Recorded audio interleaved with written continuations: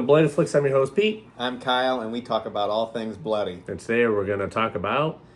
Winnie the Pooh, Blood and Honey from 2023. The first horror movie of this year that I seen. I don't know, did you have any interest in seeing this movie? I did, but the gym was more important. Okay. It was gym day, so I went to the gym instead. All right. So I went to my local theater and watched this movie, and now I'm going to tell you my thoughts on it. So this was announced, I think, early last year of 2022. This was coming out, and there was a little short trailer for it, and it kind of piqued my interest. You know, right off the bat, I knew this probably wasn't going to be the world's greatest horror movie. Yeah, what did I say? I think I said that looks fucking stupid. Yeah. Oops, that is cute camera. And so it came to our local theater, and I was like, well, I'll go see it, you know, get away from the house for a couple hours. So the movie is about Winnie the Pooh and Piglet. They go on a killing spree because Christopher Robin grows up and leaves to go off to college, and they have to defend themselves, and they become feral animals, and they have a grudge against Christopher Robin and humans. So I'll tell you what I like about it.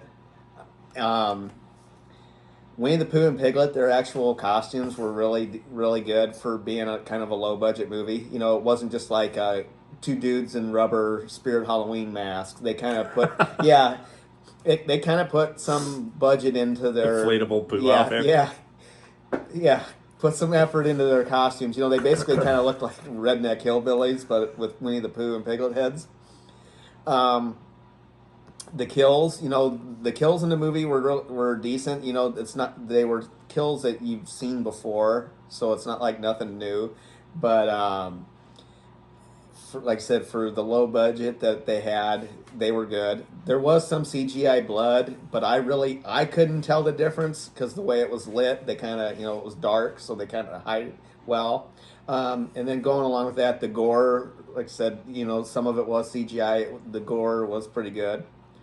Now for my dislikes, in about 20 minutes into the movie, it kind of goes away from Christopher Robin. It goes to these new characters, and it's this girl that her and her friends are trying to go on a getaway to not think about the main girl. She's getting stalked by this guy, so they go out into the woods into this cabin, which it makes no sense. Why would you go to a woods in the cabin to get away from a stalker? That's what I said. You would think you would stay close to the civilization, I guess. Maybe go visit a police station. Yeah.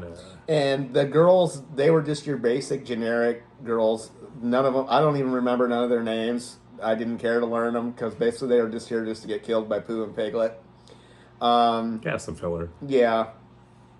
And every actor in this movie has a British accent. So especially like when the girls were scared and they were talking, I had a hard time understanding what they were saying. Subtitles would have worked wonders for this movie. And then like the camera, like when people are running, the camera is like really shaky, like all over the place. It was normally that don't bother me, but for some reason this movie, I kind of had to look away a couple times. It was just way too much shaky cam. I don't understand why. Was it as bad as VHS? Yeah, it was worse than VHS. Oh, God, because that movie made me sick, like, watching all the shaking. Okay. I don't get why they do shaky cam.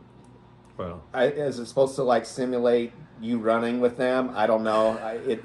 Yes, kind of, but if you're on it depends how many cameras you have.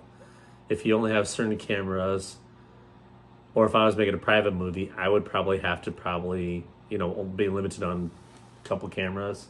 You'd probably have to, like, do it yourself type thing, you know, and it's kind of hard to stay straight and run after and get the footage of people running without you doing this. Yeah, it was kind of hard to do. Yeah. You don't have those long tripods that have the thing where you get the tracks and all that, yeah.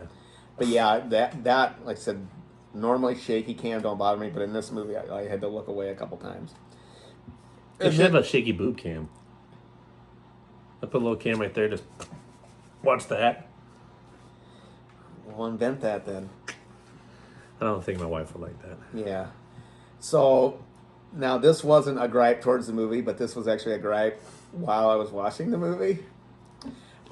It was kind of annoying that the people sitting on the left side of me were commentating through the whole movie. I'm sorry, but if you're gonna do that, just leave. That's the worst. You know, and it's like you can't say nothing to them, but still, it's like just leave. I'm here to watch a movie, not listen to you talk about the movie that I'm watching. But I can understand a jump scare. yeah, Like you get scared. Oh, but man, when you told me this, you told me all the story already. Man, the flashback of the same story I told you happened in Halloween 2018. The guy and his wife on the phone, they're narrating everything loud.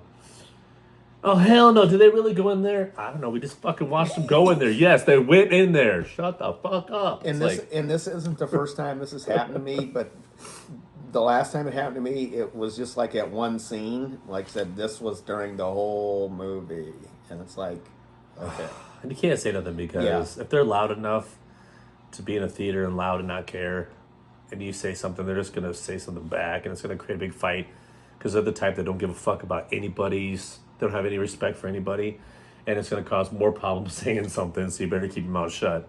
But it does ruin the experience. Should get some honey and just start throwing it at them. yeah, Like feces. yeah. So that's my likes and dislikes. Now I'm going to give you my favorite kill, and it's because it's how often do you see Winnie the Pooh driving a car? That's when you told me that I went, Winnie the Pooh could drive a car. Yep.